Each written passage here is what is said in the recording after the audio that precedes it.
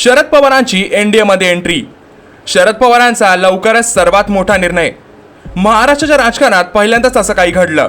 राष्ट्रवादी अजित पवार गटामध्ये मध्यंतरी मतभेदाच्या नाट्यांतरानंतर आता नवीन अंकाला सुरुवात झाली आहे.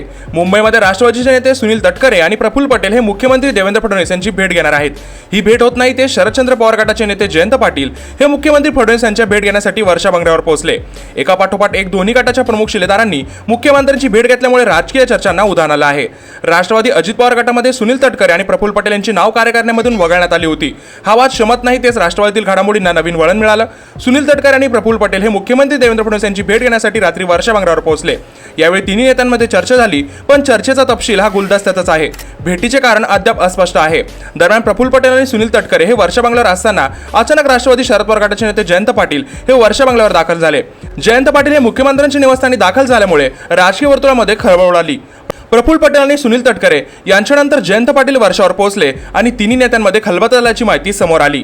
जयंत पाटील हे वर्षा बंगल्यावर नेमकं कशासाठी आले होते आणि तेही तटकरे आणि पटेल असताना आता त्यामुळे राजकीय चर्चांना चांगलंच उधाण आलं आहे.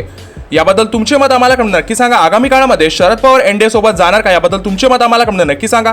शरद पवार एनडीए मध्ये गेली तर तुमचा त्यांना पाठिंबा असेल की नाही याबद्दल देखील कमेंट करून नक्की सांगा. आणि अशाच व्हिडिओ रोज बघण्यासाठी आपल्या चॅनलला सबस्क्राईब करायला विसरू नका.